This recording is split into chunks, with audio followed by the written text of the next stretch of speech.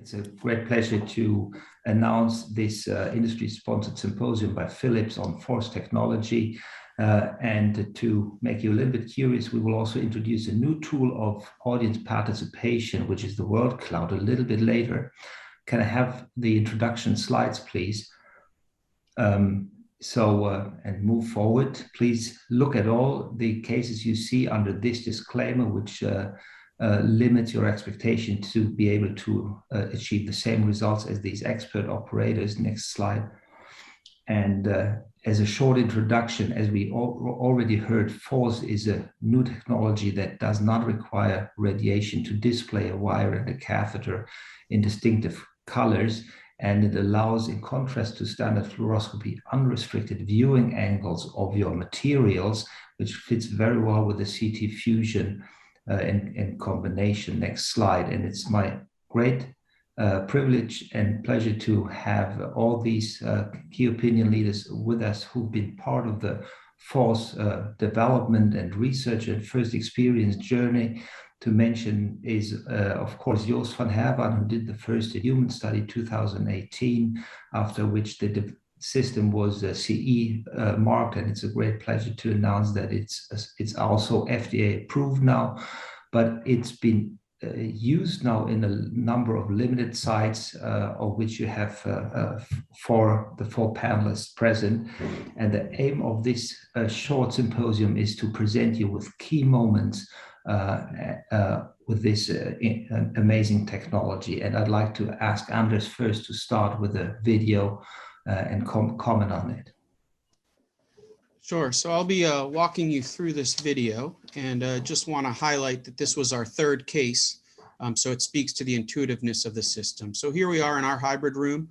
We're plugging in the system, so a catheter and a wire to a docking station.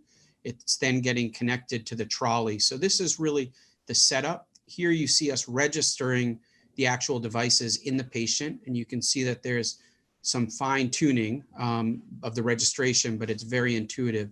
And here we start, we cannulated the SMA, yellow representing the wire, blue representing the catheter. Here we move on, cannulating the celiac fenestration and celiac artery. And you can see that it tracks very well through that. You can also see that we're leveraging the fact that you can use different views at the same time, so a bipolar approach. Here we're working through the right renal fenestration and the right renal artery, and now through the left renal artery and the left renal fenestration. So again, I think a very intuitive system and very similar to what you're used to looking at. Here's the 3D cone beam CT at the end of the case that is obviously done with radiation, and here's the 1 month CT. And the reason I chose this case is because it was our third case to highlight really how quickly a technology like this can be adapted into a system at a place that does a fair number of these types of cases. Fantastic, Anders. That was a very nice case. And before I shoot a question, I'd like to ask my fellow panelists also to discuss with me. Don't wait for me asking all the questions. You're very free to discuss with Anders and all the others. Anders, that was the third case. How many have you done so far? We've done about 15 cases now. Okay. And have you used it in this one case you showed us in all the 4 target vessels? Yep. Yeah. So for fenestrations, we've been trying to use it for all 4 target arteries. There are cases where we've only been able to do 3 or 2 of the target arteries with the FORS system. But in all cases, we've been able to use it at least one of the target arteries and in several for all of them. Fantastic. Joost, how was your, can you remember your first experience? What was your first impression when you got this into your hands in a patient a few years ago? You're muted. Oh, thanks. Yeah, I can very well remember that. And especially the advantages for having a 3D view of your catheter and wire. I think that's a big advantage, not only for you as operator, but also for the team, that they do understand much more problems that you have during procedures. And so, yeah, I can remember it very well. And of course, you have to get used to the fact that we only have 2 catheters at the moment available. So it's very nice for several target vessels, but there are definitely target vessels that are not used, not good, not have good anatomy for these catheters. And I think that's the learning curve. It's not the system itself, but it's the availability of the devices that we now have, and what can you do with that? Yeah, the one small comment I'd make on top of that point is that we've been doing all of these cases with the help of a steerable sheath. So we work with the FORS wire, with the catheter, inside of a steerable sheath. And we found that's allowed us to have a lot more versatility with the directionality. So you can combine it with normal standard sheath with your normal setup, whether you use traditional standard sheath or steerable. Yep. Yeah. So our standard workflow is to use a 7 French steerable sheath, and all of this fits in it and is compatible. So we can basically change the deflection of the wire and catheter through the steerable sheath, but we're able to visualize that deflection just using the FORS technology as opposed to X-ray. Yeah. Before we continue discussing, you see what happens here with the so-called word cloud. And I'd like to motivate all the audience to go to your polling tab on the right side of your screen. If you open that, you have the possibility to type in a word that reflects your impression from the FORS technology. You can use new words, or you can repeat words that are already there. What that does is that repeated words will emphasize and will grow bigger. And what we'd like you to indicate what you believe, what you think is the key aspect of FORS technology. And please continue to do this throughout the session, and we'll have a look at it at the end, and we'll see it growing while we speak. So I'd really like to everybody open that poll and type in a word. You can do it multiple times as much as you like. And continuing the discussion, Mark, your experience is also relatively fresh. Can you mirror Anders' experience that was an easy to start with? Yeah, actually, I think our experience has mirrored Andy's experience quite well. I do use the same technique. I use a steerable sheath. I try to use the shorter steerable sheath, the 45 centimeter, which is really 60 in length, because our catheters are right now 80 centimeters. And so that allows enough room to get the catheter out deep into the vessel and use the FORS for that entire part until we get to the point where we need to exchange for the stiff wire. And yeah, it's a very intuitive setup. We have had the people with us, but it's just follow the steps 1, 2, 3, and I think both how you and Andy outlined it with the registration. It's a simple process. I did at first not recognize that you occasionally need to re-register, and then it made sense because I did just what you did. We frequently have to re-register our CT fusion, and it's the same concept that every once in a while, if it doesn't make sense, then you just need to check it and possibly re-register with a simple quick tap on fluoro. Thanks, Mark. And while we watch the word cloud growing, it's interesting to see that the 3D visualization really seems to be the most impressive feature of FORS. Gert Willem, would you show us your key moments with FORS? You're one of the limited 5 global sites, and you've done a number of procedures already. Please share your moment. Yes, Thilo, thank you. Can we see them? Yes. Yeah, you will see a lot of fenestrated and branched. I will show you some iliac hypogastric cannulations, and this is a hypogastic branch device. Standard crossover technique. The blue, you see the catheter here. The second image where you can have a virtual biplane. Nice imaging of the origin of the hypogastric artery and easy cannulation, and that makes the cannulation a lot easier. So now you're in, and then in this procedure, FORS is over, and you have to go to the standard radiation. So in the second case, this is a hypogastric artery aneurysm where we coiled 2 outflow vessels, also a crossover technique. And because we here we needed small Amplatz plugs, Amplatz 4 plugs. You can see here through fluoroscopy that you can also use the Amplatz plug through the FORS catheter. And after closing the outflow, we put a stent graft in.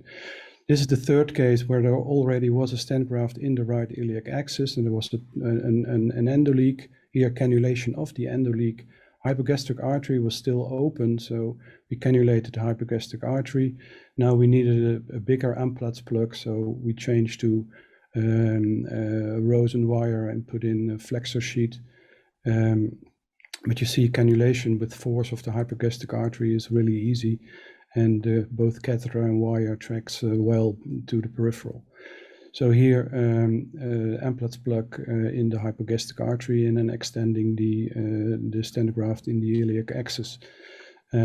So in all 3 techniques, you can use FORS for a part of the procedure, but it helps enormously, and especially the 3D visualization. It was highlighted in the word cloud, but I think that's one of the besides radiation reduction, it's one of the big advantages. Thanks. I guess we have to announce that the use of the FORS catheter with a type 4 Amplatz plug is not an approved use, and we cannot recommend that. Please continue all to feed words into the word cloud that you find on the polling tab. Willem, is there a specific reason why you chose the iliac use? Is that an area where you see limitations with the standard fluoroscopy? We also have iliac procedures which were more difficult, stenotic iliac vessels, but that's the same experience we all have with stenotic renal arteries and the mesenteric arteries, where it's more difficult to use the current FORS technology to cannulate. But in this case, in the crossover technique, I think it really helps. And the 3D visualization and the virtual biplane really helps to cannulate hypogastric arteries, which are often, when you use fluoroscopy, are very lateral views, which is a great amount of radiation that you use in that case. And yeah, that's a big advantage, I guess. I think to highlight that point, what you'll see in a lot of these cases, and what I've found really interesting, is the ability to work in angles that you never would have imagined working in, because we were always limited by the gantry. That is, where you can position the C-arm. And really that consideration is no longer relevant, because you can work with the 3D model really from any projection. Yeah, completely agree. Especially iliacs can be quite challenging, because then you put down on your plan that you want like a 60-degree RAO and a caudal 50, which will be completely impossible. But with FORS, you could actually do a cranial to caudal projection if you like. And another area where we thought this is advantages is, for instance, the very tortuous splenic arteries sometimes, or hepatic arteries can be quite difficult to visualize the orifices and takeoffs with the standard projections. Willem, can I ask you a question? Of course, the visualization is not 100% precise. We know that there is an offset of about median 2 millimeter. Does this limit your catheterization of the target vessels, or is it acceptable? No, usually it's acceptable, and of course, if we use fusion imaging, you are used with working to that your fusion is not completely is not completely precise, but yeah, but for sometimes if you don't trust your image, you can always step on the fluoro pedal to see if it's the offset of the diffusion imaging, or your registration of your catheter is not completely right. So you're usually able to detect what's the problem and to correct it. Thanks, guys. Let's have Joost's video and have a look how you used FORS and what you've chosen as a key moment. And please continue type in words. I see 3 visualizations, doesn't seem to be able to beat, but please continue with this. Thank you, Tilo. Yeah, actually, I've seen several presentations this afternoon where all our colleagues show us that we have to do all the branch procedures from the groin with steerable sheath. And actually, I took images where we went from the arm, from brachial axis, because it's nice to do it from the groin, but in many cases, you have really very downward faces facing target vessels, sometimes stenotic. And for me, one of the reasons to do it with steerable sheaths was the amount of radiation that we get from the arm. So here I show you several cases where we had brachial axis with FORS, for the navigational part, not using fluoroscopy. As you can see, indeed, you can combine the fluoroscopy image of the stent grafts in different angles. And then with FORS, with only using the laser light, makes catheterization of the target vessels in many cases quite easy. Here you can see the SMA. I think one of the advantages is that you have more pushability when you do it from above. So in our clinic, we now tend to do more cases from brachial axis than before we had FORS.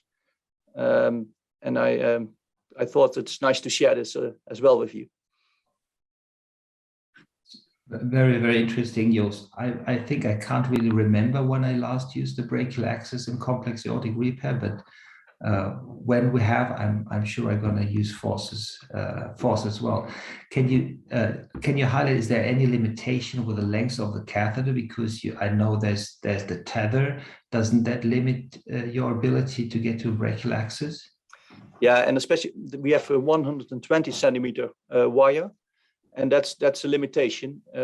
In general, you can do the regular target vessels, the renals and the SMA and the celiac.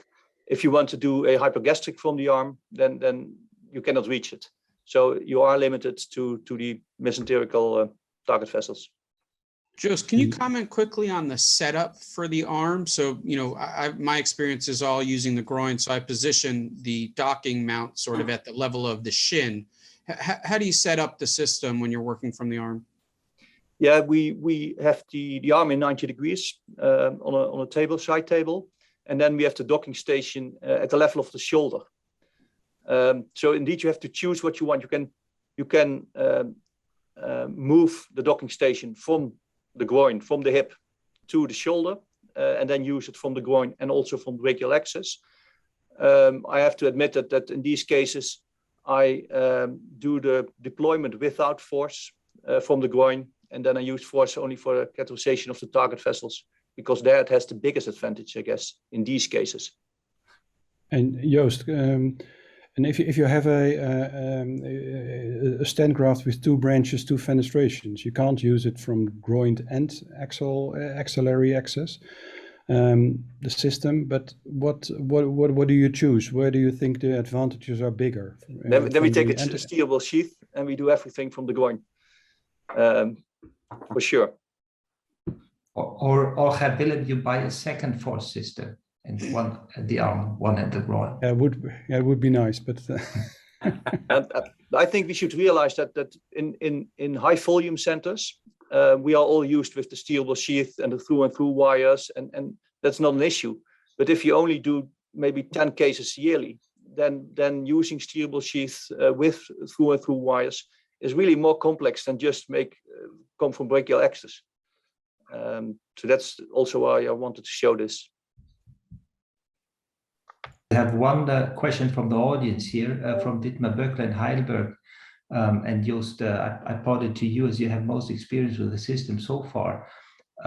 He asks whether this system can be adapted and implemented to other providers such as Siemens? Yeah, and it's a difficult question because we don't know. It's up to Philips. It's still under development now, and for the upcoming years, I'm sure it's just with Philips, but thereafter it's up to Philips. I have no idea. Good. So I guess we continue with the next video, and then we have a decent amount for discussion at the end of the session. Mark, you had also some key moments to share. I know you only had like a month or two to use the system. Really curious what your experience is. Sure. So yeah, I think I've only done about seven or eight cases, maybe, probably 4 or 5, maybe 6 fenestrated cases. And I did do a splenic aneurysm, as you commented. Here is just one of those fenestrated cases, just showing the renal artery cannulation. And this is real time, so I didn't edit it or speed it up. And I demonstrate here, I'm going to change the angle and then do a contrast injection just to confirm the CT image of exactly where the renal is. I don't know if you can see it on there, but there's 2 branches. So there they show up nicely. And then I use that fluoro saved image as a roadmap to then get into the proper upper main branch on that renal. I would say that, this was one of the first PMEG cases that I did, and it was definitely impressive and wonderful to use. It wasn't really my real true FORS moment. I'll show in a couple seconds what that was. But first, this is just to highlight how wonderful the imaging displays over a DSA roadmap. Normally when we use DSA, it's a little bit hard to tell, is this the original catheter, the new catheter position? But here it's all completely in the foreground in those bright colors. But when the original FORS moment came was when I was experimenting with the new 3D hub in a demo model. So right now we just have the 80 centimeter Berenstein and Cobra catheters together with the wire, but with this 3D hub, it will make it catheter agnostic so that we can use just about any catheter. You just attach that onto the back of a catheter, you put the wire in. So here it is in practice. I decided to use a Vanchi 4, 65 centimeters. It tells me just advance the wire to the tip and then press the button, and then that's it. It's good to go. And so here I'm just using the Vanchi 4 to cannulate the SMA in this model. And you can see that it's actually quite simple. When you pull the wire back with this 3D hub, once you're in the catheter, it just estimates the tip of the catheter and the position of it until you get back 7.5 centimeters, and then it won't estimate it anymore until you re-advance the wire. And then because I also use the steerable sheaths all the time, I tried it out with a steerable sheath. I put a Comfy catheter up near the tip of the sheath and then just put the wire out. And this right renal was the hardest one in this model to cannulate, but this system made it incredibly easy. And that was really the moment where I said, wow, this is pretty amazing. And doing all of that without stepping on the fluoro pedal just makes you feel so good to not be stepping on that fluoro pedal. But that's my moment there.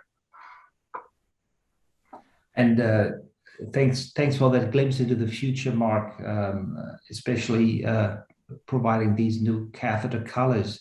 I mean, that was that looks even more fancy than the blue one. I can't wait to see this in our lab. Really, you highlighted this to use the catheter and wire and angio as a roadmap. Is that something that the others do as well, Gert Willem and Anders and Joost?